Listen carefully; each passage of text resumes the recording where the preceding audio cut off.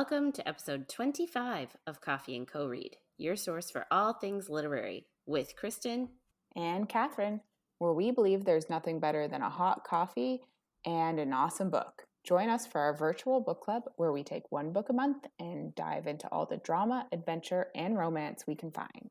Hey, Kristen. Hi, Catherine. So, today I guess we wanted to just talk about some of the longest books that we've read, or even just felt like the longest. And I don't know, I think this is just a really good topic because sometimes you're reading a book and it just feels like it is taking forever to get through. So, Kristen, what's the longest book or felt like the longest book that you've read? So I'm not actually sure if it's the longest book in terms of pages. I feel like we're fairly confident in saying we've probably read books like up into the 1,000-page Mm-hmm. mark, and that's not uncommon.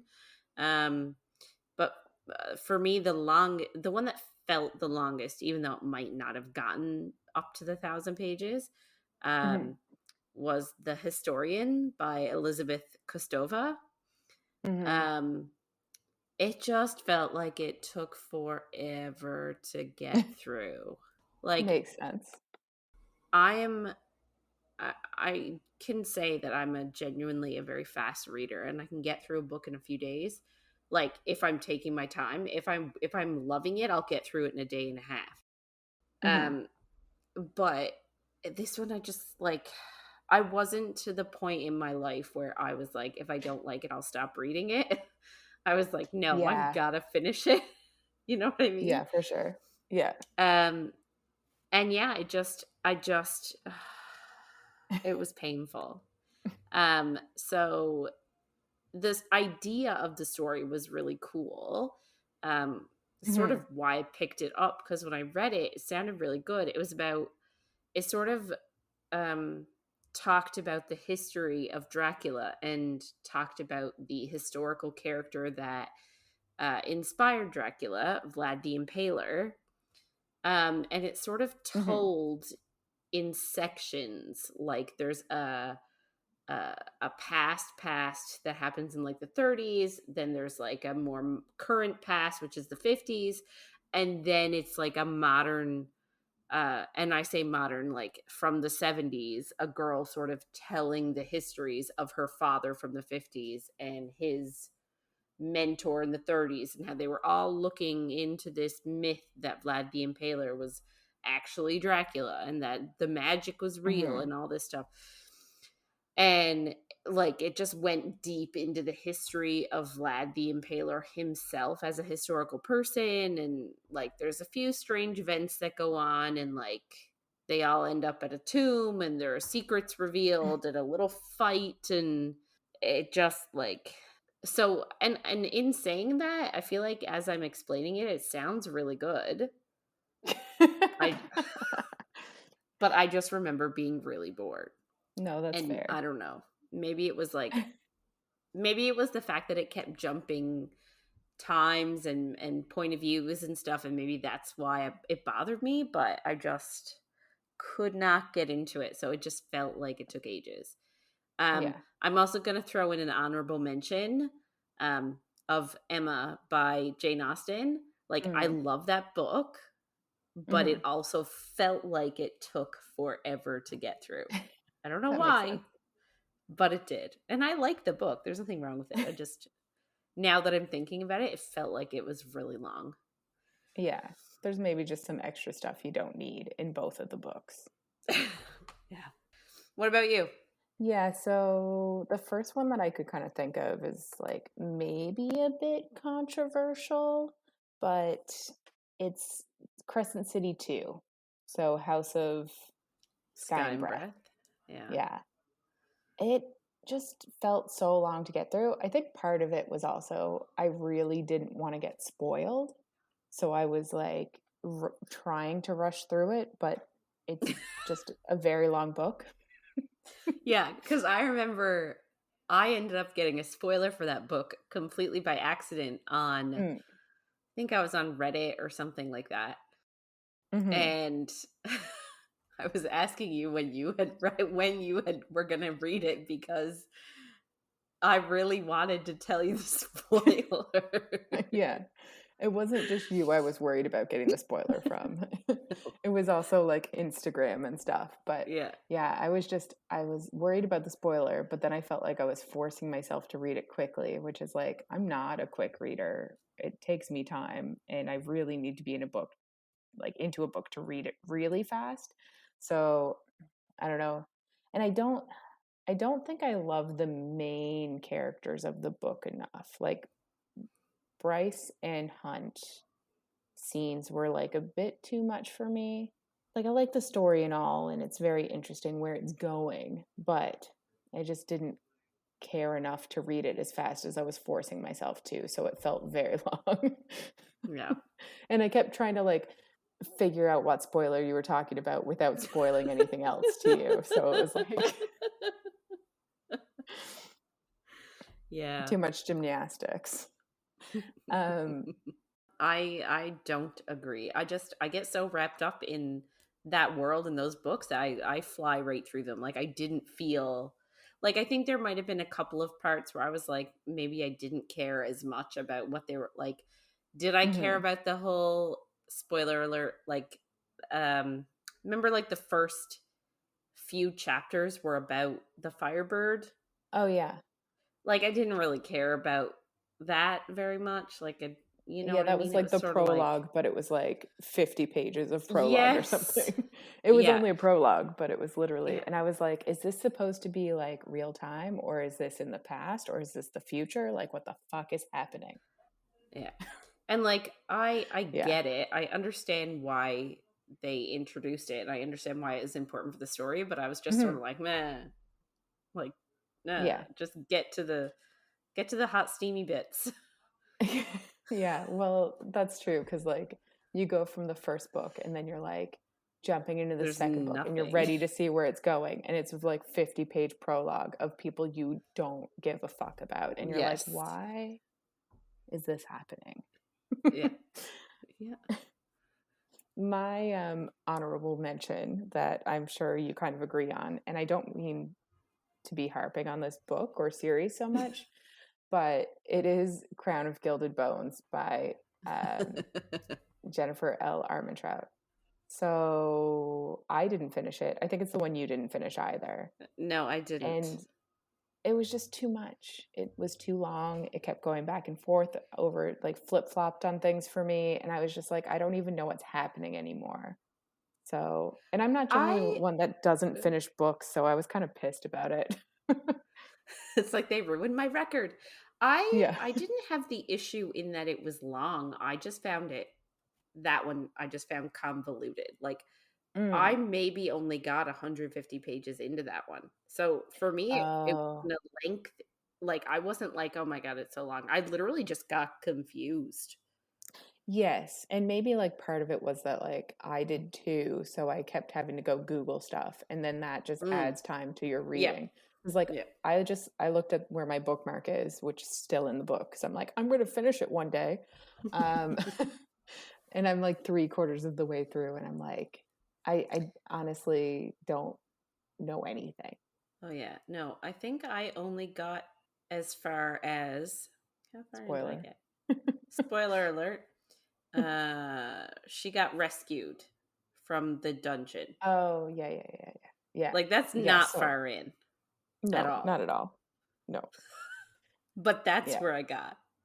Yeah. I think So, it just felt long for me because there was just so much shit going on.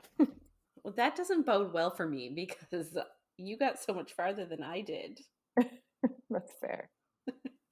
So the fact that I am not nearly as far and you're overwhelmed, it just means it makes things worse for me. Sorry. Last one. I don't know. Did you read the Aragon series by Christopher Paolini? I didn't finish it, no. The third one of that one was very long. It was 1,020 pages, I think, give or The take. And mhm. the reason I remember is because I worked in the bookstore when it came out, and everyone was like, "Oh my god, it's so long." Yeah. So that one was, a lengthy one. But Yeah, for sure. I didn't find, like, yes, I found it long, but not in a tedious way. You Mhm. know what I mean? Because I was into Yeah. the story. But yeah. Just a heads up, we're not a spoiler-free zone and things might get a little saucy. Also, this episode, I think it's closer to the end of what we'll be talking about on the podcast, but there is another trigger warning for cutting and suicidal thoughts / mental health issues. So we will again tag that in the description, but just want to give you a heads up now. So, this week, our third week of Vampire Academy, we're going to be talking chapters 13 to 18. Um, Last week, we ended with the rumor around the school that was part truth and part dumb teenage boys. That was basically the truth part was that Lissa drank Rose's blood to survive while they were hiding. And the not truth part of it is that Rose is now basically a blood whore because she apparently also let Jesse and Ralph, sorry, everyone last week, I for some reason thought his name was Rafe, and I think in the movie his name is Ray. So it's just a whole, but his name is apparently Ralph with an F. So maybe that's why I screwed it up. But Who spells their apparently, name Ralph with an F? right? I don't get it. So apparently they're telling people that they had a threesome and also drank her blood at the same time. Anyway, at the Scandalo. end, yeah, which I think is probably scandalous in high schools anyway to say that someone had a threesome. Oh my God, I actually remember that happening. Some people that I knew, honestly, now, Yeah. some people that I knew didn't like a girl, and she was Oh like, no. yes, and she was dating, or like starting to see an ex-boyfriend of a girl, of one of the girls, like one of the popular Mm, girls. And they actually did make up a rumor that she had had a threesome at a party and spread it around the school, and like just that's like made her out to be complete trash. It was wow. actually very unfortunate. Which is basically exactly what this is. It is, yeah, yeah. Like that's so Mm, unfortunate. yeah. And I was not directly friends with these girls, but I had friends who were friends with them. Mm, yeah. So I got the inside scoop. Yeah. That it wasn't even And real. yeah. So Wow. yeah, it's high school We sucks. If there's anybody yeah, listening in high school, it sucks. Just please continue to live your life until you graduate. It gets so much better. it really does. Like honestly. I know a lot of people say that high school is the best years of your life. Not Mm-mm. so Mm-mm. untrue. Like it is so No. much better afterwards Yeah, in 100% every agreed. way. Yeah, high school stinks. Yes. Unless you got to be one of those popular people who did no wrong. Like, Yes. And it's like, but it's like a small group because, like, you have to be popular in a way that you're not mm, mean to other people. Because if you're mean to other people, yes. then you regret that later on too. So it's like, Yeah, good point. it's, there's virtually no winning, I'm No. going to say. Yeah. uh, anyway, that rant aside, basically at the end of last week, the very end of the chapter that we talked about, Lissa basically comforts Rose and tells her that she's gonna like make things right for them for once and she's gonna take care of everything because Rose is normally the one that takes care of everything. So Rose is a bit worried about that because she's like, she's gonna use her magic too much and Hmm. but there's nothing she could do because she is on house arrest. Yeah. So I guess Rose basically just goes about school kind of ignoring everyone and everything in the aftermath because like she's no longer, and I don't want to say cool because it kind of diminishes it, but they almost villainize her because of the rumor, but she's basically like at the bottom of the high school hierarchy now, whereas she was Before closer to the top. she Yeah. was near the top. Yeah, exactly. As much as a Yeah. Dompier can be. Yeah. Even Um like, and it sucks though, because I think in the book, even like her fellow Dompiers sort of turn on her, because the way the school works is like they're sort of separate in their social groups. You know what I mean? Like the Mm-hmm. Moroi Royals all hang out sort of together ish, and the Moroi sort Mm-hmm. of all hang out with each other. Then the Dompiers are completely separate and they all hang out with each other. And like they don't really mix that Yeah, often. You know exactly. what I mean? In terms of like hanging out and being a social groups, like they're always Mm-hmm. hanging out separately in the cafeterias and everywhere. It's always separate. So like Yeah. not only is she villainized by the Moroi and sort of looked down on that way, even the Dompier also feel that way. They're like they don't believe, and she doesn't really. I don't think she tries to. She doesn't try and refute it. Well, her big thing was, I think she tried to refute it a bit when she heard about the rumor, but then she almost started a fight in the class, and then she was like, I can't start a fight or I'll get kicked out. And then everyone was like, well, she's not refuting it, or she would have beat the crap out of them. So it's like she doesn't really know how to refute it without beating people up, and she can't do that right now, Right. which is fair. She doesn't want to Yeah. get kicked out. Well, but like, Uh, can't she just say that? I don't want to get kicked out. It's uh the only reason I'm not kicking your ass right now. Yeah, I don't know. I don't think people would care. Maybe not. Um, so Lissa, on the other hand, is like slowly getting back and climbing her way up, I guess, the high school hierarchy that is there. She's hiding how she's doing it from Rose because she knows that Rose won't approve of her using compulsion. So she's only really doing it in her morning classes when Rose can't see it. And I guess Rose kind of realizes that because she like meditates to slip into Lissa's head on purpose and kind of see it all in action. And she can see Lissa is compulsing. I know that's not a word, but I'm going to use You're it. trying to turn Um, it into a verb. yeah, she's compulsing Yeah. one of their classmates into like knowing, one, that the truth is that the boys are asses and lying, and then kind of two, that it isn't really a big deal that Rose fed Lissa for those months because like what else was she going to do?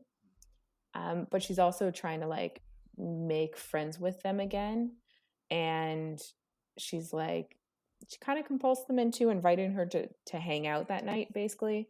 But like Rose knows that she is so charismatic that she could probably just become their friends without compulsion, so she's like even extra kind of upset that this is happening. um Rose also sees Lissa and Christian chat, and Lissa's pissed at him for being so hot and cold to her, and Christian kind of just like sees through her compulsion and knows that she's using it on all of these popular kids. So he's pissed about that. I think part of it is a bit like jealousy on his part, but also she really does seem like a two-faced bitch, which I think he calls her that at this part Mm-hmm. because of what Rose said to him. And Rose kind of thinks about how she feels a tiny bit guilty for lying to Christian, but she decides she can easily ignore it based on everything else Yeah. she's dealing with right now. Which, Yeah. So I think it was our last episode. She mhm, told Christian that Lissa is just feels bad for him and she doesn't like him and she's just pretending, and sort of says like that she doesn't really want to be your friend or want to be anything more, and mhm. essentially trying to sever the bond that they had started, and it worked Yeah, which I because even think we talked about last week how shitty that is for her to do.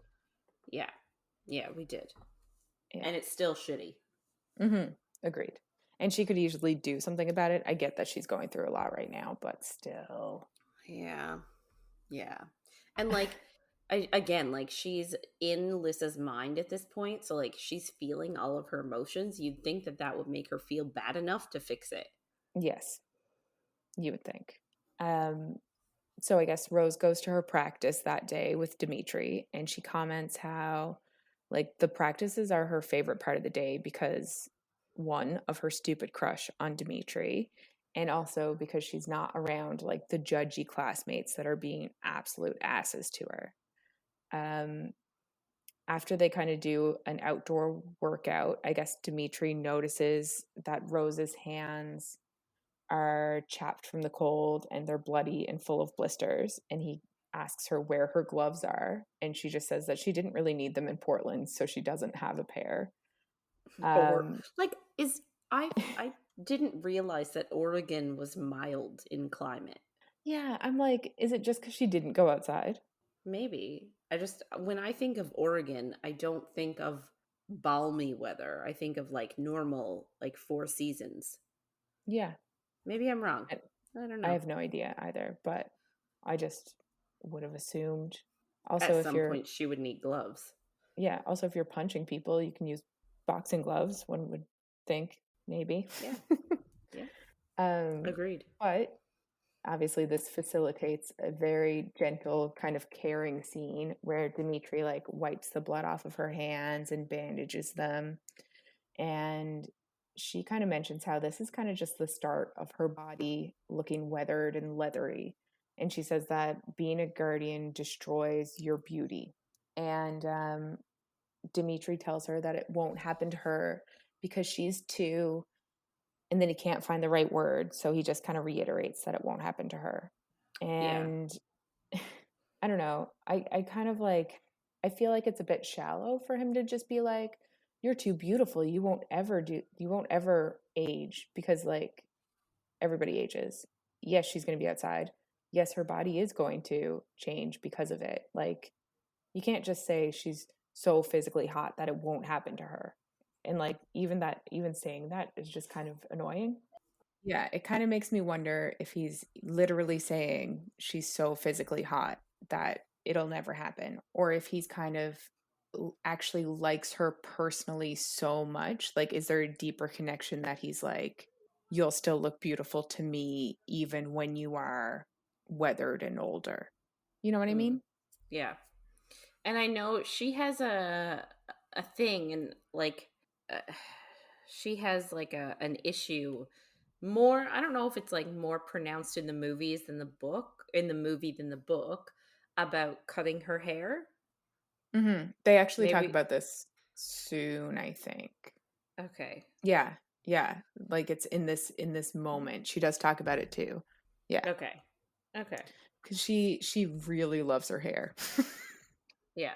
And I mean It. like I get it. Like I also have long hair and I like having long hair and I Hmm. don't think I'm the type of person that would look good with really short hair. Hmm. Like I just don't think I could pull it off. So like I see what she doesn't want to cut her hair, but she's thinking she's going to have to cut it to show off her mole marks. Yeah. Right? Those are the marks that you get tattooed on your neck to show how many strigoi you've killed. Hmm. So normally they cut their hair off so that they can show off those marks. And I guess she's apprehensive about it. Yeah, and like it is very much a status thing among the guardians. Obviously, how many strigoi you've killed, so it is something that like they all want to show off at all times. So most of the women just cut their hair off so that they don't have to worry about doing their hair. Yeah. It seems like.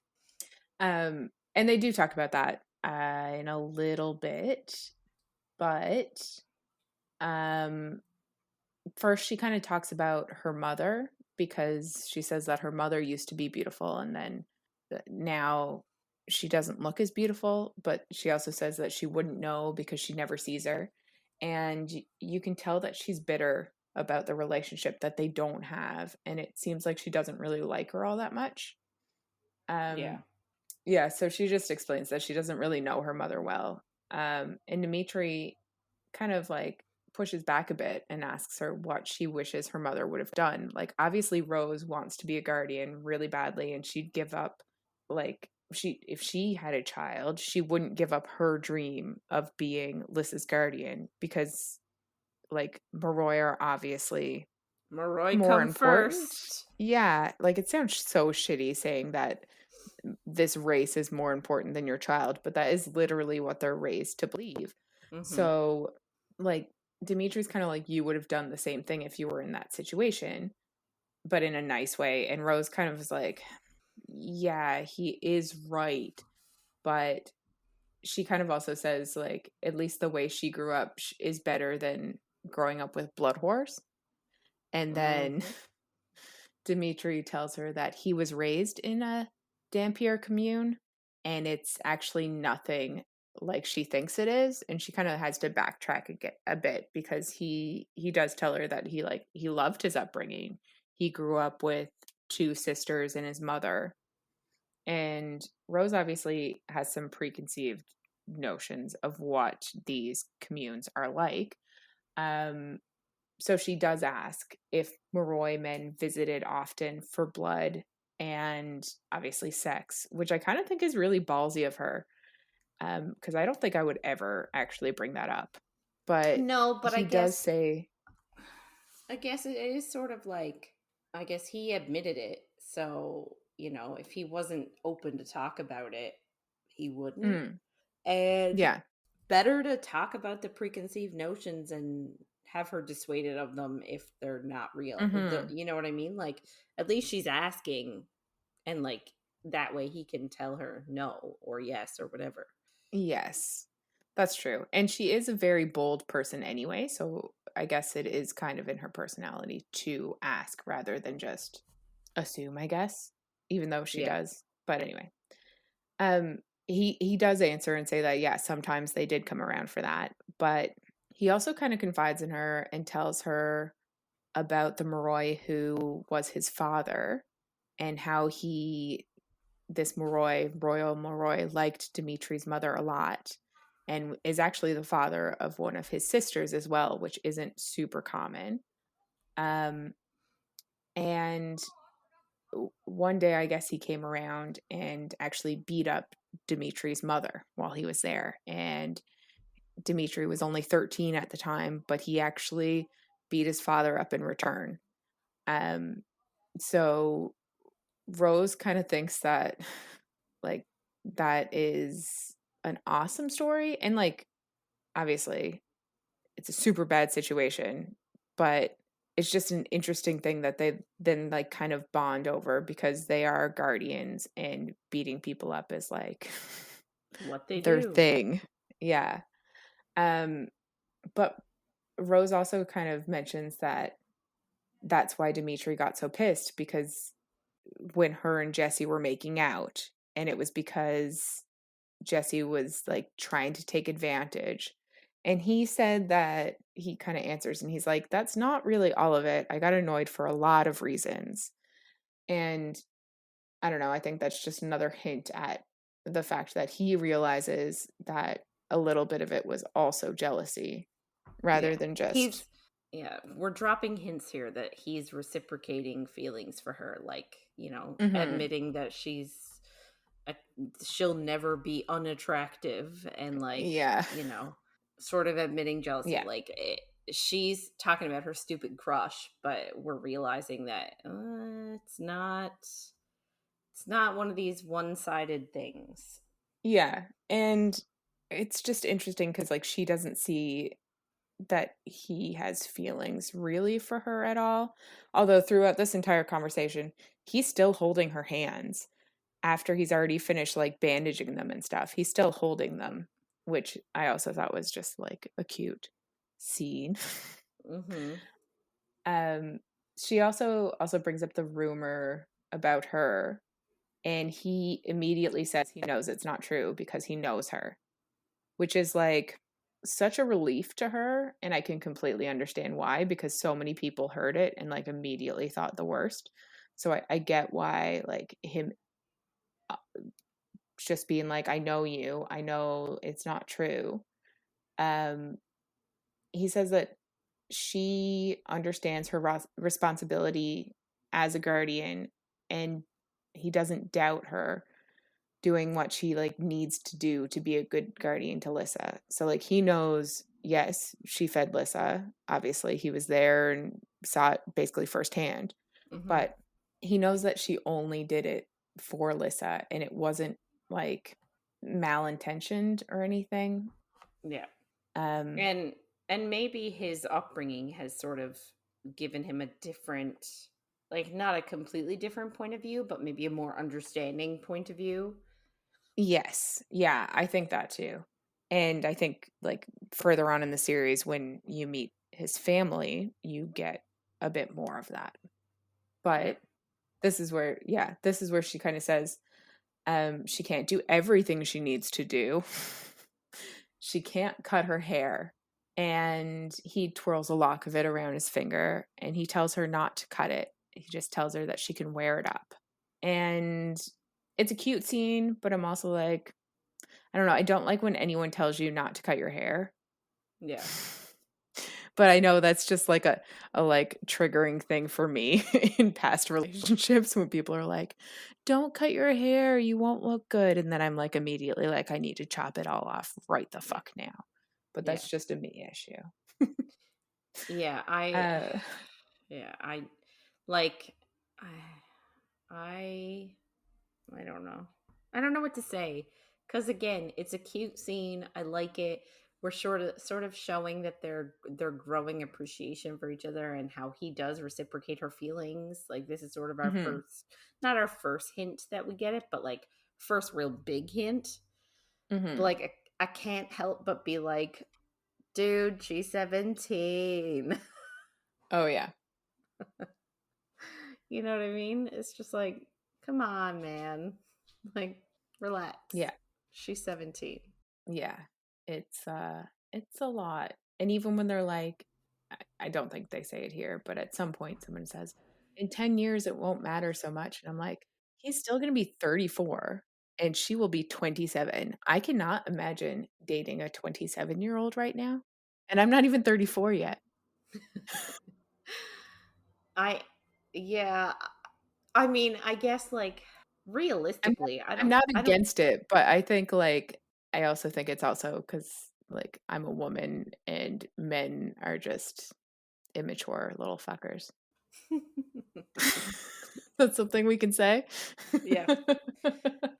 I I don't know. I think even in like 4 years, it's not, or 3 years, it's not going to make a difference, really. Like Mm. it's she's 17, she's still in high school. Like chill the fuck out, give her like 2 years to percolate. Percolate. Jesus Christ. Bringing it back to coffee. Uh, no, for sure. But also, I guess the way that they live, like, yeah, in 2 years' time, she'll be out of high school and she'll be a guardian for a year. So, like, her life will be immensely different than like when we got out of high school and we just went to university and drank. So That's it's true. not like it's not the same. So yeah, no, I think you're right that even in like 2 years' time, they'll it won't be as predatory as it is now. Yeah. In saying that, I did really think the scene was adorable. But again, it's the tropey reader romance side of me versus the logical adult side. Yes. Oh, for sure. So let's move on to the next scene. Yeah. um, Rose, I guess, intentionally spies on Lissa again. And she's kind of doing it a lot now. And she catches her getting ready one morning, and Natalie is kind of watching Lissa while she does her makeup.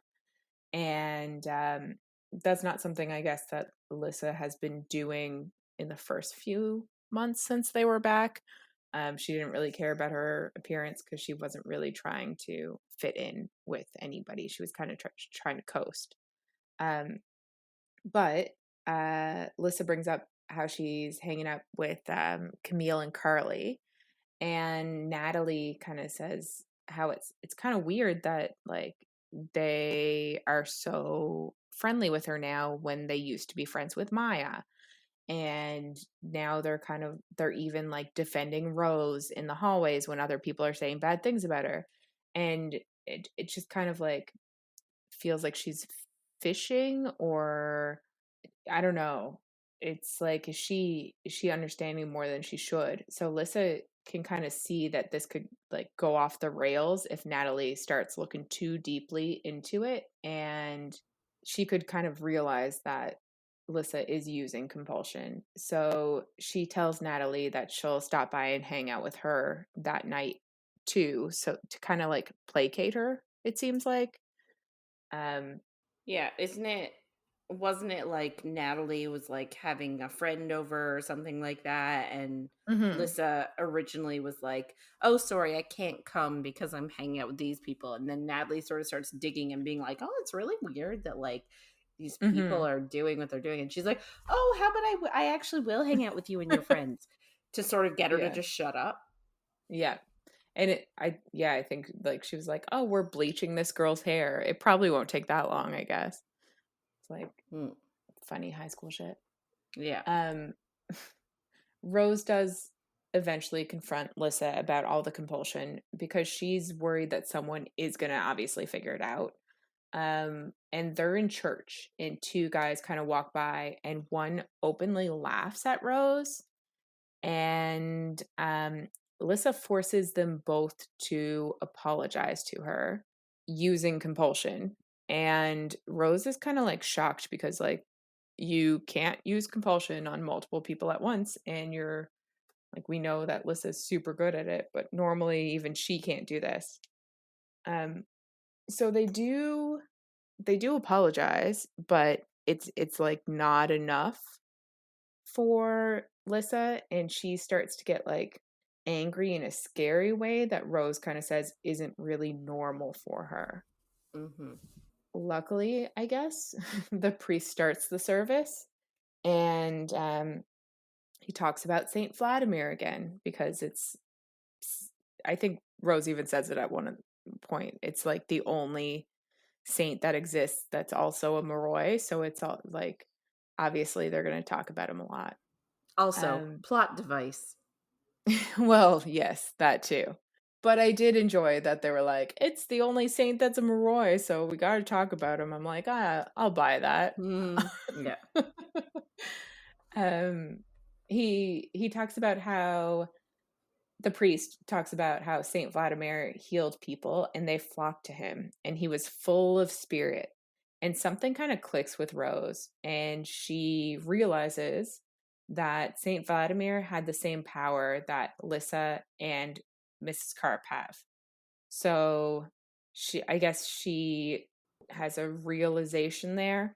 And she also remembers back to the day that she was spying on Lissa, and Christian and Lissa met, and that Christian mentions the ramblings of Saint Vladimir being in the corner of the attic. So on her way to practice, I guess that afternoon, um, and this is an example literally of the Dompiers being assholes to her, even though like you kind of think that they wouldn't be, but two boys from her class and novices basically start to harass her about the rumors, and like one of them even grabs her ass, I think, and it's like it's a lot. But Mason does show up, and he ends up punching one of them in the face before they hear a teacher coming, and they all just like kind of scramble. But she's a little annoyed, and I think it's not even annoyed at Mason. I think she's just annoyed because she feels like she should be able to defend herself. Um, but she also kind of notices how Mason watches her, and I think we've talked about this before. She can tell that he like actually likes her, and she's again a bit sad that she can't return his feelings, but she knows it's because she's too into Dimitri. But she does flirt with Mason to kind of get him to do her a favor, which I think is a bit unnecessary. Like, I think he would have just done it anyway. I don't think that she really needed to, like, flirt with him to get him to say yes. I think if she was just like, hey, can you go do this? He would have been like, yeah, sure. Like, Yeah. as a friend. Because he's But a very nice person. he is a very nice person. But anyway, that's not here nor there. Um, she asks him to get a message to Christian, and she says to let him know that she needs Saint Vladimir's books from the chapel attic, and it's for Lissa, and also that she lied the night of the reception and that she's sorry. So she kind of offloads that onto Mason, and he's a bit like, I can't really be seen talking to Christian, which is like kind of funny to actually think about because Christian is a royal Moroi, but Mhm. a Dompier can't be seen talking to him because it's like he's He's so, he's so far down the list. yeah, he's so like stained by his family's choices, which is so shitty, but also I guess that's the way of the world. Um, the next morning, Mason brings her all the books, and I guess some of the books were written by Saint Vladimir himself. So she actually starts with those and like starts reading through them.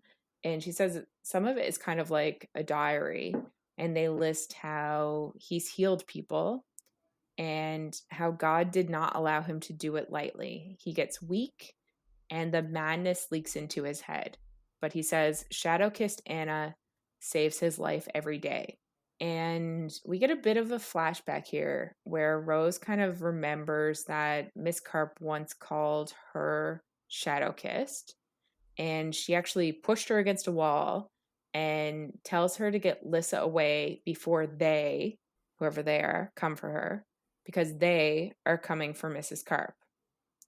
And Rose is kind of thinking back on the encounter and Miss Carp telling her to get Lissa out of the academy.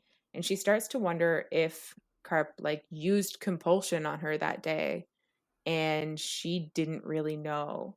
Um, so I think they end up leaving like a month later. So she's like, it could easily have been compulsion in the way that Lissa uses it. Yeah. Um, Miss Carp also tells her to not let Lissa use the power and to save her from herself. So I guess that's like one of the main reasons why Rose is so against her using compulsion now, because like maybe it was compulsion from Carp at that point to say that, and now she's like thinking about it more. Hard to know. But Mason like interrupts all her thoughts about this, comes to Rose's room and breaks her out on Lissa's orders and brings her to a party in Lissa's room. And Lissa's already a bit drunk because they stole the liquor from one of their teachers, Mr. Nagi. And I guess Rose is just sitting talking to some people, but then a guy, a Moroi, Xander, comes over to Rose and asks what it's like to be bitten. He says that another Moroi let him bite her once, and everyone in the room is really disgusted by it because apparently it's seen as cannibalistic, which is kind of interesting because you're like, they're so hard against Rose for being a quote unquote blood whore, but we never hear anything about anybody thinking anything less of this girl for letting somebody cannibal her. Mm. Not a term, but just it's odd. And during this conversation, Rose can kind of feel Lissa getting pissed. And she, like, I guess, has another flashback to a party right before they left where Lissa also got pissed. Um, Rose got really drunk at the party and was making out with a sophomore, Royal Moroi. So And this was at a party that happened right before they left 2 years ago. This is a flashback. yeah. So, yeah, Rose is super drunk and making out with a sophomore Royal Moroi. And some guy basically brought a feeder to the party. And Lissa is really upset about it. Like you kind of would be. Like, there's nobody regulating how much people are drinking her blood. So I understand why she's upset. But she wants Rose to fix it, which I don't really think is fair. But Yeah. Or her that's place. yeah, really. But that's not really here nor there. Yeah. Rose does try, like in the way that she knows how. It's saucy remarks and like comments, and it just makes this guy Wade bring the feeder to his room instead. So that in my head seems even worse, and I'm sure that's how Lissa felt as well. Um, Rose basically just goes back to making out with this sophomore Greg, but Yeah. Lissa goes after um, goes after Wade. Yeah, so I think in this scene, Rose is sort of the opinion of, well, I mean, nothing much we can do about it. Like, she actually doesn't seem to care that much that a human is about to be taken advantage of. And like Well, the insinuation too is that she's not just going to get fed on in his room.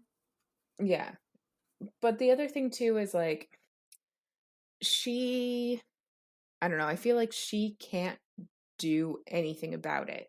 Like she is below these guys. Like she can't change what they're going to do or the way that they see people. Like it's the way their world is, and it's obviously not okay.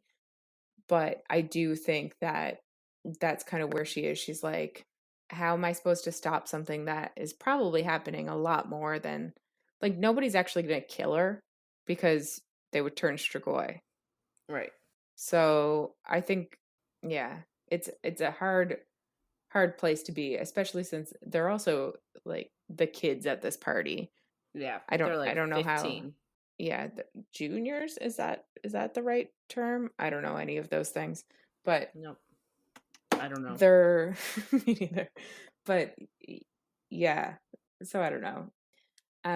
Not to make excuses for any of it, obviously, but it's another one of those. They live in a different world with different hierarchies. Hmm. Um, but Rose does realize a little while later that Lissa is missing, and she finds her using compulsion on Wade to have him like beat the crap out of his room with a bat. And she tells him to smash a window, and he does. And then Lissa is literally getting ready to compulse him into smashing his own skull in with the bat when Rose like finally gets through to her and stops her from doing it by basically telling her that she's scaring the human that's in the room, who is like the one that she was trying to come in and save. And the like she's now cowering in the corner because she's just as afraid of Lissa as she was. Well, I don't even think she was afraid of Wade. She was too out of it. But Rose can basically feel the battle that is waging inside Lissa's head with herself, and Lissa digs her nails into her arms to get control back. And luckily, she doesn't murder Wade. Um, she, I guess, lets her compulsion on him go, and he finally like snaps back into himself as a teacher shows up and asks what the hell is going on. And Wade doesn't remember any of it and has no idea how the room got trashed. But he says it must have been Rose because she was being so pissed off about the feeder. And Lissa is clearly just like trying to settle down after she almost murdered a guy. So Rose is just like, I'll say I did it. Like, everyone will believe it. It's all fine. So she takes the blame for it. And she also says that she hasn't had a drink since then.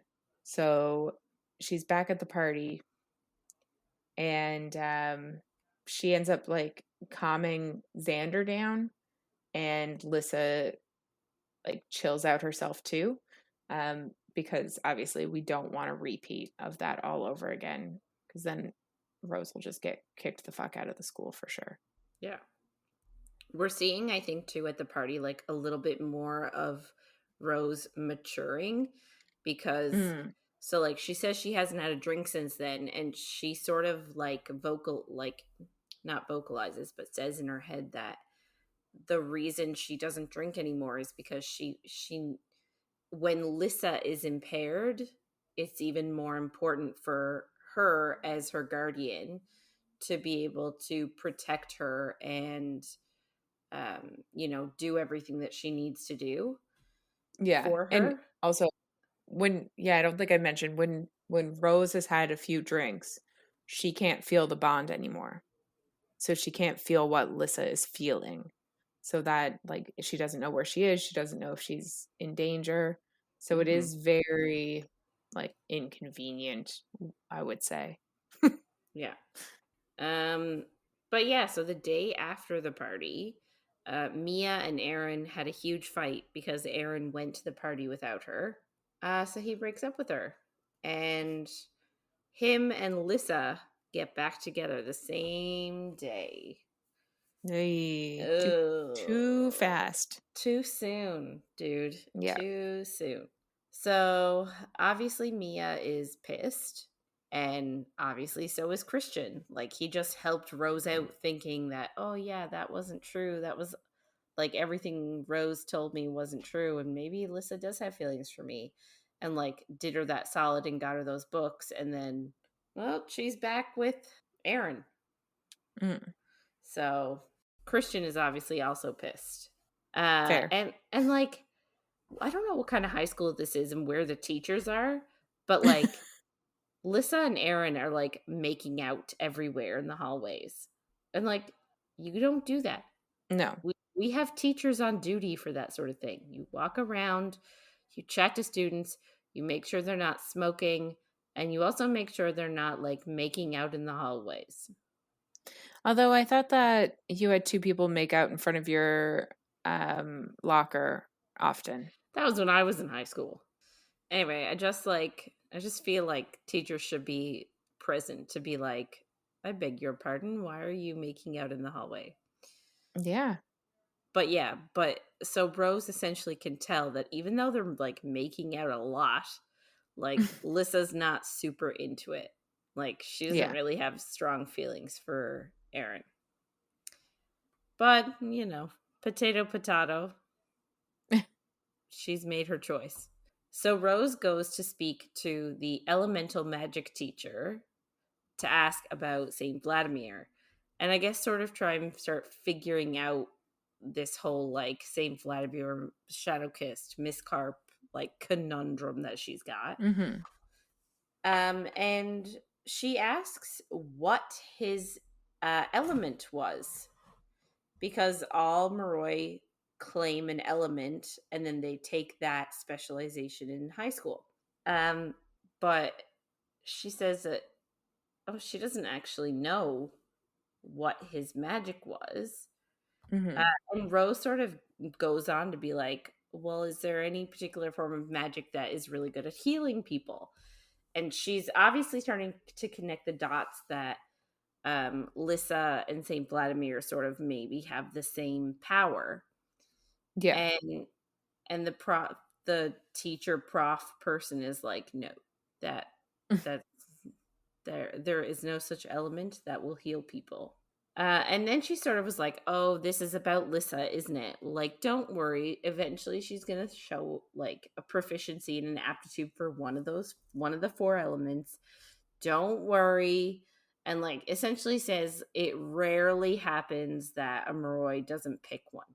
Yeah. So, like, essentially trying to get her not to stress, but not really working. Mm.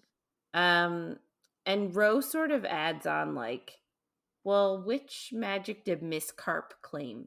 Because Miss Carp seemed to know more about what Lissa had, and so she sort of insinuates in her mind that Miss Carp has the same power.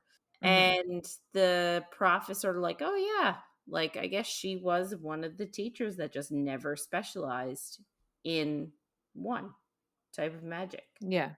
So we're sort of starting to piece together that these three characters are sort of similar and like they have similar manifestations of their power. Mhm. So after this, she's, I guess, satisfied with those answers. She leaves and she talks to Lissa and asks her to stop. She says, okay, like you've ruined Mia's life. You've ruined Jesse's life. You're popular again. Just stop. Mhm.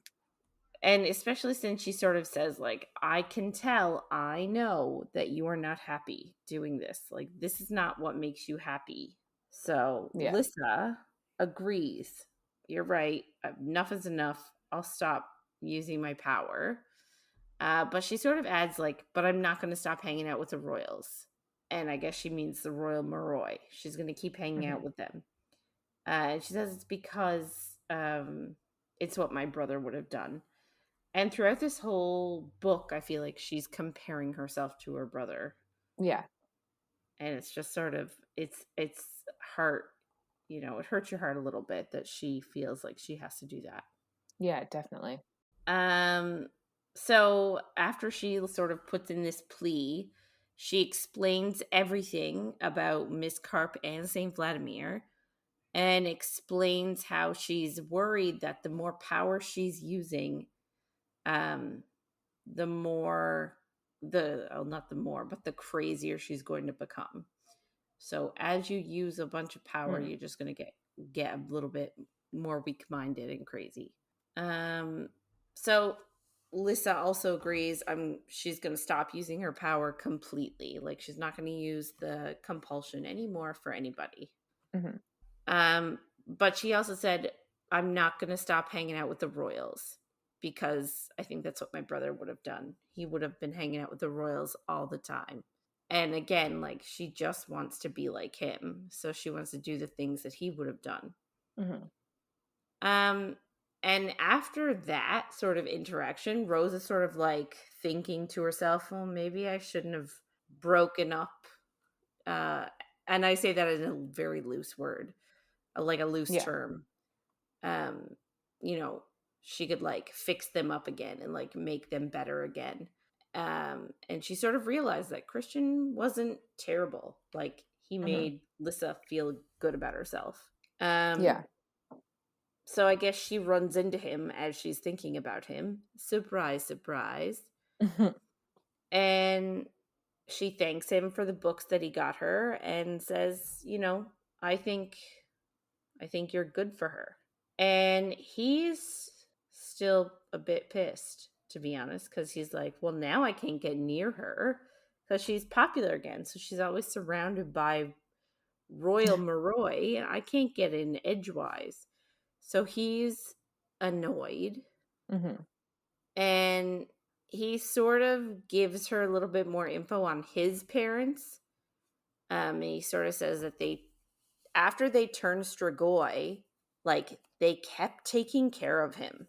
So like, his parents both turned, but they didn't abandon him. They kept looking after him and sort of behaving like his parents, just a little bit more of an edge.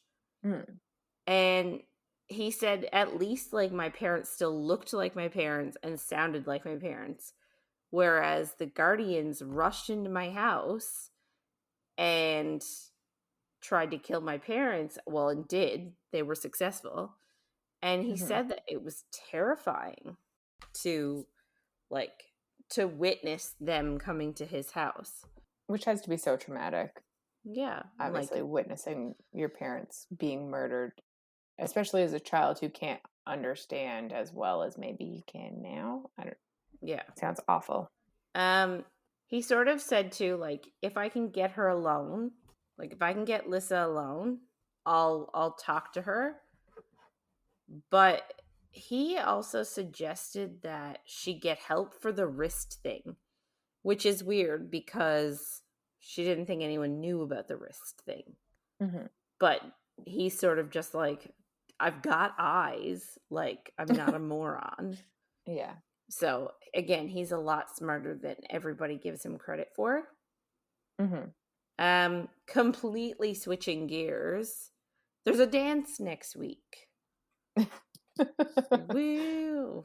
High school And dances. right, so fun. And I guess Victor, Uncle Victor, is going to be taking Lissa shopping at the mall for dresses for the dance. And they managed to convince the headmistress to let Rose go too, as it's sort of like a training exercise to becoming a real guardian. Hmm. Um, they go to the mall, like, I guess they all get ready and go, and they go with three other guardians plus her and Dimitri. And her and Dimitri are being paired up to guard Lissa. So I guess there's like five of them total, and they're all guarding like their own specific Moroi. Um, And she has to be paired up with Dimitri because, again, she's just a novice. She's not official yet. So they go to the mall, and Lissa uses her medium chunk of inheritance to buy some clothes and some stuff for Rose. Yeah. Um, I guess when they were out like picking stuff out and Rose picked out what she wanted, it was like sweaters and thermals and hoodies and all that sort of thing. I think it shows us like Rose is becoming a lot more practical. Like she's not buying cute things anymore. She's buying things she needs to survive if she has to like survive in the with her Maroi in the wilderness. Yeah. Just the being at. I'm assuming she also bought a pair of gloves for her poor little hands. Like, Who knows? one Who would hope. knows? Um, and she's sort of like thinking about what Dimitri said to her. So Dimitri sort of told her that she understands the job of being a guardian more than some Dampier sort of twice her age. And I don't think she understood what it meant until then, is that he's right. Like, that's why I'm not drinking anymore when Lissa's drinking. Hmm. That's why, I'm I want to protect her because she knows that she needs to protect her at all times. So she wants to Hmm. be able to do that. I guess this is sort of where they find out that Ms. Karp, because she was at the school 2 years ago teaching, and now she's gone and nobody talks about her anymore. And we sort of figure out that Miss Karp voluntarily turned Strigoi shortly before the girls ran away. And now her Hmm. guardian lover is chasing her down to kill her. Yeah, because everybody agrees that they would want someone to kill them if they turned Strigoi. So Yeah. Miss Karp has now turned Strigoi, so her lover is searching to hopefully give her the old steak. Which is like, I don't know. I feel like in this situation, she willingly turned Strigoi. Wouldn't if that's how she felt, wouldn't she have just killed herself? Like that's not I don't know. If she wanted somebody to come kill her, if she was a Strigoi, you know what I mean? Like I know they're making this agreement in the car that not agreement, but they're talking in the car that yes, they would want somebody to kill them if they were turned Strigoi. Mm-hmm. But if you turn yourself Strigoi, there's obviously something else going on there. Yeah, I guess. I guess maybe you don't want to die, so you can't kill yourself. Maybe Yeah. Maroi are hard to kill that way. Yeah. I guess we don't really know how easy it is to kill them other than like Strigoi drinking their blood. Maybe it is Yeah. hard to kill them. Um. So yeah, so we sort of notice here like a connection between Rose and Dimitri because they both agree that if they become Strigoi, um, then they would then they would want someone to kill them. They wouldn't want to live as Strigoi. So we sort of see like a nice connection here, like about how they're sort of similar in their philosophies. Hmm. Um, so we sort of learn here that Rose found out um, a little bit about Miss Carp uh, shortly, like what happened to Miss Carp shortly after it happened, but she didn't tell Lissa about it. Um, Apparently, Ms. Carp killed the doctor that was attending her. Like she was growing crazy, so they had a doctor attending her. Hmm.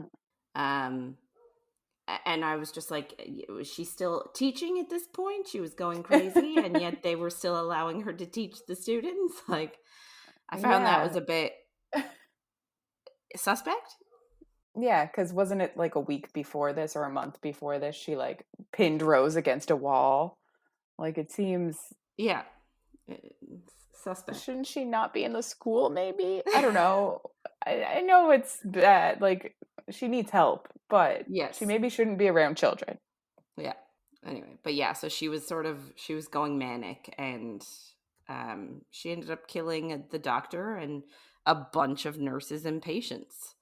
So she then has like a flashback to the day that she found out about Miss Carp. And it was a couple of days after the party that you talked about with that Wade guy and the feeder Mhm. girl. Um, so again, you said that Rose took the blame for destroying his room, and he believed that it was Rose, so he was like Mhm. talking smack about her everywhere. And this like obviously pissed Lissa off because she knew the truth Yeah. and she wanted to get revenge on him. And again, Rose sort of feels her emotions and like can feel what Lissa is feeling. And Rose got really scared because she hadn't seen Lissa like that before. And she didn't recognize her when she was feeling like that and thinking like that. Um, and she said that like a year ago, she would have never said that Lissa would use compulsion or cut herself. But she does do those things. So now she's thinking that, yeah, sure, Lissa is saying now she would never ever turn Strigoi, but maybe future Lissa could choose to turn Strigoi. And that thought like terrified her. Mhm. And that's why they left the academy. Like that's when that was sort of the decision. Like, I don't like how this is how she's reacting, so we're gonna leave. So but yet funnily enough, Lissa used compulsion to hide in some guy's trunk.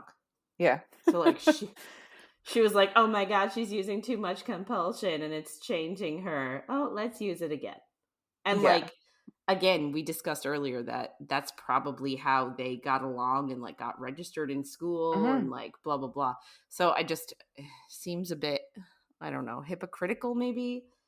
I know, but Like it seems like Lissa wasn't as depressed on the outside based on how she's doing now and a few of the things that Rose has thought or said about it. So I don't know for sure. Obviously, we don't have any information really about their 2 years before. no. It's hard to grasp that it's 2 full years before the book starts that they are out of school and just fucking around. Like Yeah. that just sounds insane. Mm. Yeah. Anyway, so the flashback over back to the present, get to the mall. Um I actually really like the way the movie does this scene. They're like walking around guarding Lissa, and like some guy comes up to her to try and like sell her one of those, like, I don't know if it's a back massager or like something like that. So he like grabs her Yeah. and Rose like like I don't know if she like pushes him over her shoulder, like does that over the shoulder throw or like punches him in the gut or something. And then everyone's sort of like, it's just a massager. And she's like, oh, sorry. Like she's Yeah. really into this guarding thing. Like she's going for it. Yeah. Um, so I guess they're shopping, and guarding and whatever. It's decently uneventful. Um, Lissa finds this like sleek strapless black dress for Rose to wear. And initially Rose is like, no. But then she's like, yeah, no, I'll get that. This looks great on me. So I think it's like very simple, but then her curves make it like really sexy. Yeah. So they buy it. Then they go to this jewelry store, and initially they see this gold chain with like a rose pendant on it, and they're going to buy it. But then they look at it and it's like way expensive. So they don't buy Mhm. it. It's like, oh, that's too much money. And it's like, isn't that a little too on the nose? Friggin' rose pendant. It's like, Yeah. And Rose even says it. She's like, Lissa loves buying her Rose things, but she's like, ugh, yeah. about them. But then I guess maybe this one is finally one that's like not as Mm. tacky as normal, but I don't understand how. Yeah. Anyway, On the ride back to the academy, Rose is sitting next to Dimitri, and all I can think of is that they're in this like industrial van and like with the benches on the sides. Mm. That's what I think of. Oh, okay. I just Uh, think of like very many rows. Like my sister has one of those that has like two in the back and then three and then yeah. like kind of like a bus, I guess, but Oh. I don't know. Yeah, I think of like a jail, like you know how you get those like the Yeah. trucks that are for prisoners and like you shove a bunch of prisoners in it. I think of that. Yeah. Like you shove them in through the back. Yeah. Um Anyway, so on the ride back to the academy, this moment is sort of like cringe for me. So Rose is like sitting next to Dimitri and she asks him if he liked the dress that she Oh bought, yeah. Yeah, that right? is. You like the Yeah. dress? I was like, "Oh, I thought it was a cute scene," but I forgot about this part. Yeah. No, this part I was like, she's like, "Oh, did you see the dress?" And he's like, "I did." And I'm like, "Why are you just wait till you have it on. That's Yeah. better. Let him just think about it on his own if he saw Yes. it." Yeah. Well, this is it. And I feel like this is part of the high schoolness coming in, right? Oh, Is 100%. Yes. like, do you like the dress? And then because because I guess he was sort of concerned about her reputation with the whole Jessie thing. She asks him, "Do you think it'll harm my reputation if I wear it to the dance?" And his response to her is, "You'll endanger the school." You Blech. can't say that. You Yeah, can't say that, sir. but also think about it like there are other people present. I know. There are other guardians there. Like Spiridon's right next to them in my head. Yeah. Like they're in a row of 3 in an SUV in my head. In my head, they're just all on benches looking at each other. Yeah. That's So even worse. yeah, that's what I mean. And he's telling her that she's going to endanger the school. It's obviously showing that he is very attracted to her. Like, that's the point. Yes. But still, like, I feel like they should have ugh, maybe had this conversation alone. alone. Yes. Yeah. But Anyway. then plot. So I get why they did it this way. Anyway. Yeah. Anyway. She ends up falling asleep because, again, we got to think too. So they went to a mall. It's a human mall to go shopping. That means that they had to um, invert their schedule. So really, they're up in the middle of the night for them. So she was Hmm. tired. So she falls asleep on his shoulder for the ride back. And then he puts his duster coat on her as a blanket. I knew you were going to say duster like that you were going to like duster because you're laughing at it. I think he probably shouldn't have put his coat on her. I don't think it is the Sanitary? best move. No, not sanitary. No. No, like in a professional Yeah. relationship, he should have put his duster on Lissa. Yes. She's his charge. Like that I think that showed his hand more than his comment about the dress even. Yeah. His tenderness and caring towards her. Mhm. Yeah. Yeah. Anyway, um, they get back to the school, and I guess Lissa and Rose are walking to. They're I guess gonna walk to their dorms, and Rose is like, she's really happy at this point. Like she just had a successful training guardian session. Like she did good. I think they sort of told her she did a really good job, and she got a nice dress. Like things are starting to look up, so she's like had a good day. Mhm. And she's like walking along a bench, and the bench like sort of disintegrates, and she falls, one of her legs fall through it, and she breaks her ankle. Yeah. She And even in her head like talks about the snap and I'm like, yeah, ugh. yeah, It's so gross. and she like blacks out from the pain. And I will say the movie was graphic about it too.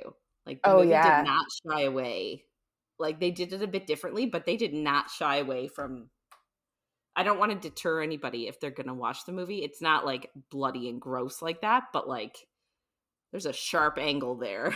Yeah, it looks Ugh. gross. Yeah. Yeah. Oof. Anyway, when she wakes up, she is in the clinic, and Dimitri is sat there next to her, and she's sort of like, "Oh, how bad is it?" Like she feels good, but she's like, "Oh my god, I'm not going to be able to train. I'm not going to be able to." Like she's freaking out a little bit, Mm. and Dimitri's like, "You're not injured. Like you're Which has to fine." be so embarrassing. Like, you just made all that noise because you fell down and you're not even hurt. Yeah. So she's been out for like a few hours. She's been unconscious. And he tells her that he carried her to the clinic in his arms, which is like, oh, swoon. Yeah. With the romance part of my brain, people, with the logical part, I'm still like, oh, not appropriate. But Yeah. swoon. Agreed. Um she was sort of embarrassed at this point because she sort of was like, oh, I did so good guarding all day, and then a bench brought me down. So she was embarrassed that it was a bench and not a strigoi. And Just fair. Dimitri, this again, Dimitri was like, would presents make you feel better? Like they got her, like she's not even injured. Yeah. But I think we can also safely assume that she was injured. And I think it's like sort of hinted at that Lissa healed her.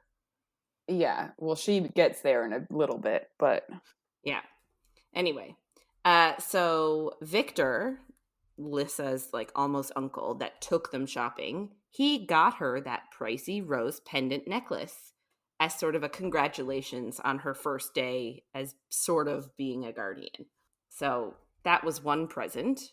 yeah, I find this one odd. And I know it's, again, plot driven, but Yes. I don't understand why he would do that. Well, I guess for me, the way I'm interpreting it is he's sort of um developed this, like, we call him Lissa's uncle. Like he is Hmm. sort of like a he's he was her father's, like one of her father's oldest friends. So Yes. he has developed that sort of paternal Protection. relationship with Lissa. And I mean, Yeah. Rose has literally been her best friend since kindergarten. So I'm sort of interpreting it as sort of a paternal, like, as a paternal thing. Yeah. And he wants her protected and knows that Rose is the vehicle of protection, Yeah. basically. But I I mean, get that. but even still, I think he's sort of turning a paternal thing Yeah. towards Rose too, because Rose doesn't Yeah. know her Oh, father yeah. either, right? So I think True. he's taking them under his umbrella. So these kids in this school, they're just there year round. Is that what we're deciding? I don't know because they don't tell us anything about the summertime, but I mean, Lissa doesn't have anywhere to go. She doesn't have any family. Rose doesn't have And anywhere to go because her mother is off guarding someone else all the time. yeah, and So she's I would never had assume, anywhere to go. So yeah, I would assume maybe it's like a Harry Potter thing where if you want to go home during the holidays, you can, but if you have somewhere to go, but if you don't, just stick around.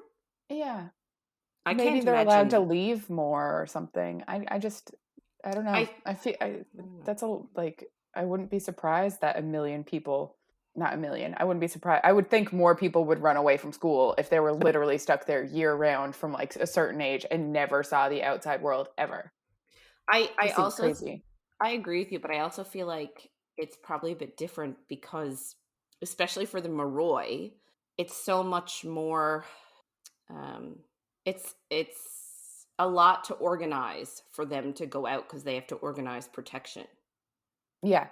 So they're probably actually used to being not holed up, but like I would assume that they're probably used to not having like not going very many places Yeah. just because they're always like they always need to be guarded. So they always have to organize guards that way. So I don't know. Yeah, and I guess a lot of them do sleep during the day and are awake during the night. So to even go anywhere, you have to stay up all night, like to actually go to like a mall or a Yeah. movie or supper or something. You have to Mm, like be awake in your nighttime.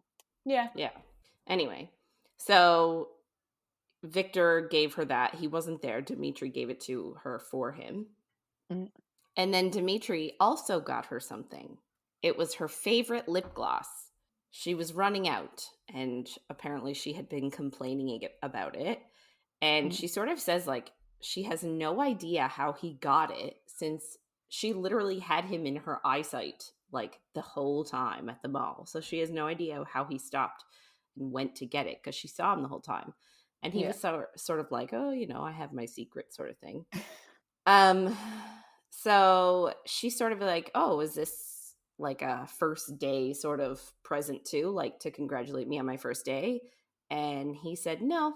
Um, she said, just because I thought it would make you happy. That's So cute. yeah, so she like gives him a hug to thank him, and they have this awkward like hug second, and then apparently they both like relax into the hug. And while I was reading it, I sort of felt really conflicted, and I've been talking about it a lot. Like obviously the author, like Richelle Mead, she wants our hearts to go like pitter patter here, and Hmm. mine did because they felt so like intrinsically comfortable with each other. Like that's why they relaxed into the hug. It was sort of just like a like Yeah. finally breathing sort of a thing.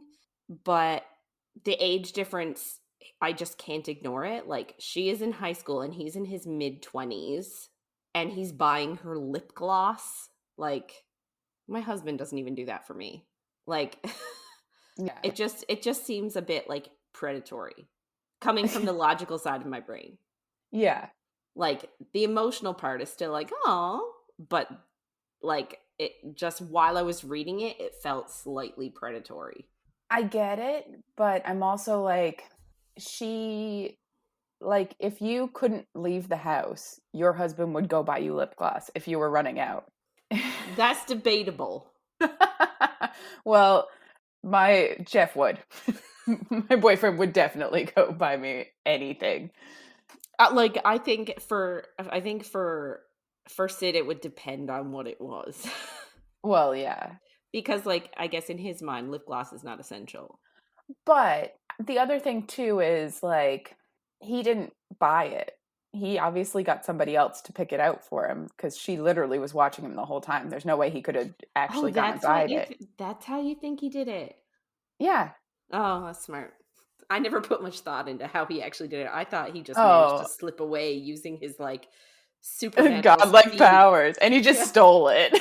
He didn't even buy it because, well, if he's just going to steal it, it doesn't matter what he's buying either. Yeah. No, I do think that I think he must have got somebody else to buy it because she was literally watching him the whole time. Yeah. Although she could just be shitty at her job. I don't know.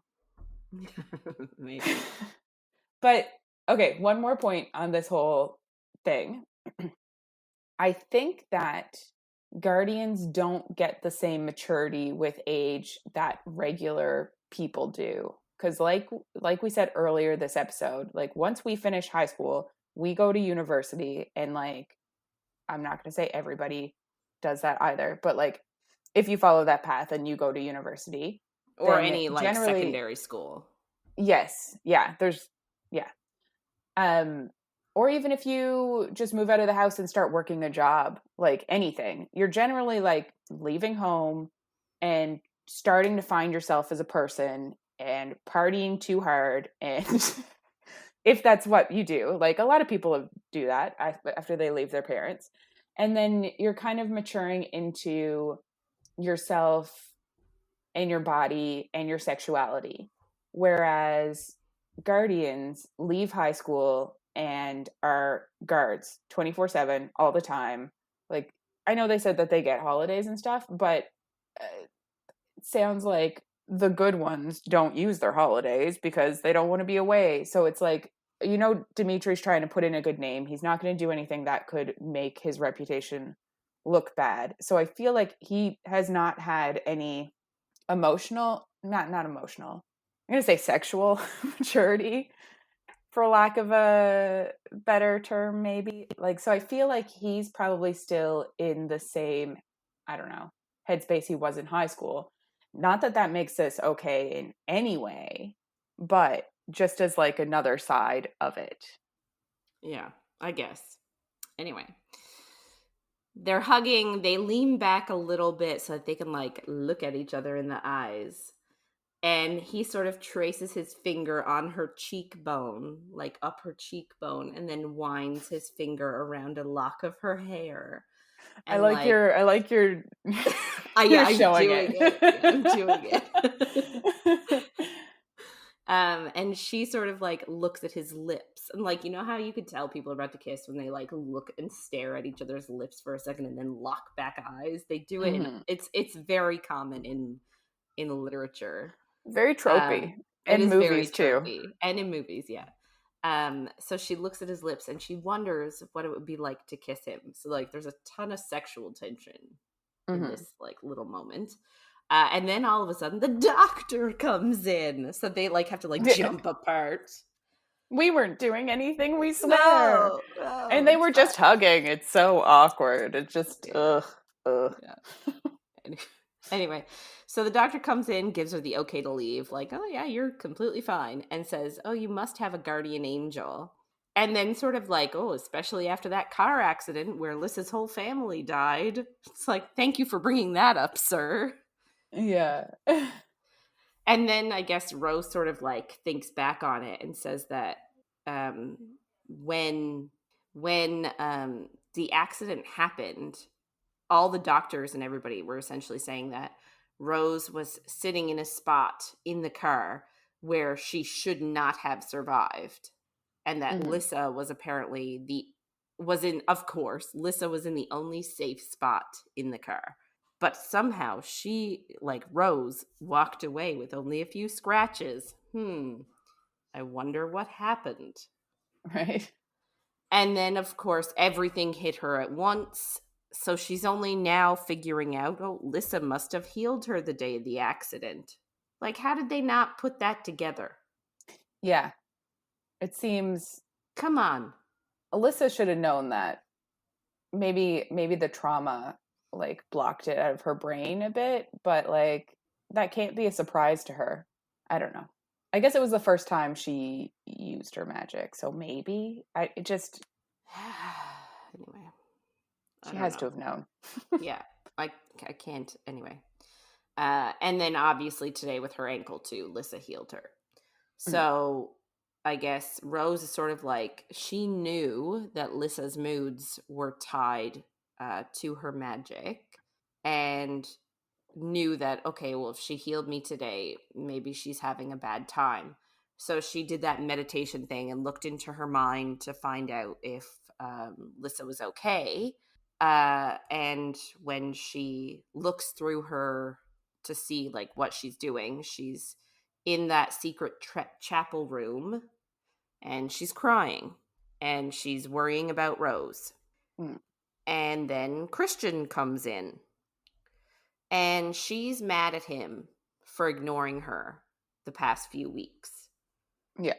Uh, and he admits that sort of Rose made him do it, but he was like, it's probably for the best anyway. Like, you wouldn't be Miss Super Popular, and he would have just messed things up. And then he sort of, I feel like we're on a truth bomb. I feel like this maybe isn't appropriate. Like, he bumps into her, she's crying, and then Oh yeah. he's about to sort of like, he's telling her all of these things that are just gonna make, obviously it's gonna make her more upset. Yes, it's uh, very poor timing on his part. And I know it's just cuz Very. like he feels hurt, so he's like, I'm gonna hurt her back, I guess. But it's like, ugh, Not couldn't have picked necessary. a worse time. Yeah.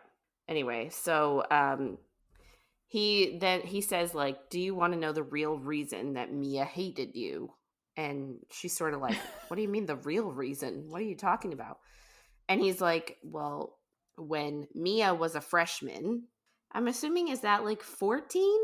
Like grade 9? Anyway, so I guess so she was a freshman, ninth grade. Um Lissa's brother Andre hooked up with her, and they sort of had like a secret fling for a few weeks. Mhm. And So Lissa's brother is a year older than her, and Mia is a year younger, is it? no. Well, actually, I don't know. Maybe. So yeah, so maybe that is accurate. It would make sense. I think so. Andre's a year older. Anyway, so yeah, so Lissa's brother Andre sort of hooked up with her. So yes, they had a secret fling for a few weeks, and then he broke it off sort of unkindly, like he was sort of a dick about it. Yeah. And he broke it off with her and sort of kept it a secret because she wasn't from a good family. Yeah, and she was younger than him, and he didn't want people to know. Yeah. So Lissa sort of thinks that he's lying, and we've sort of seen across the book so far that she really idolized her brother Andre, and like Mhm. how she thinks he was sort of supposed to be the prince, and like he was a really awesome person. And anyway, so she thinks that Christian is lying, and Christian's just sort of like, I don't like, of course your brother was going to be nice to you and love you. What do you think? Like, it's your brother. But around the Yeah. school, he was just another Royal Moroi jackass. Yep. And then he's like, and then to top it all off, you and Rose were being mean and tearing me down even more and spreading rumors around, like spreading rumors about her. And like, he kind of has a point. Like, they should have just, like, not saying she doesn't deserve it because she was being a bitch too. Mhm. But I guess Lissa sort of has this intrinsic privilege being a royal, Yeah. and like there's an intrinsic power, like power difference here. Yes. She's punching down Yes. a lot. Yeah. Anyway, he also says that like Christian also calls Lissa a liar because she spreads rumors about people, aka Mia, and then pretends to be friends with people she doesn't even like, I guess, like all the popular crowd, and then goes out with boys she doesn't like uh Aaron. Aaron. So Yeah. she's currently dating him. She used to date him before they ran away. So she's going out with him again, and uh, she's sort of like, "How dare you? Like, you don't know anything about me," sort of thing. And then he kisses her, Yee. and in her mind, where Rose is sort of feeling and seeing, she thinks it's hot and that he makes her feel alive. So like Rose knows that she likes it, Mhm. but then he pulls away and she gets mad and she says, "You're lying about Andre. I hate you, blah blah blah." Like she doesn't say what she thinks. She's like No. says out of anger. Yeah, which makes sense because she's angry about this potential realization about her brother. And also, she does technically have a boyfriend. Like, even if she doesn't like him all that much, Yeah. like, she does have one. She shouldn't be kissing other guys. No, maybe not. Anyway, so after she tells him that she hates him, he leaves because obviously she's not going to uh he's not going to stick around and be yelled at and told that he's hated. He's going to Hmm. leave. So she's like freaking out over everything, like swirling in her head, Rose being injured, the fight with Christian, like realizing maybe she might have been wrong about Mia a little bit, and then the whole thing with her brother and realizing he might not be who she thought he was, and she just breaks out a rager.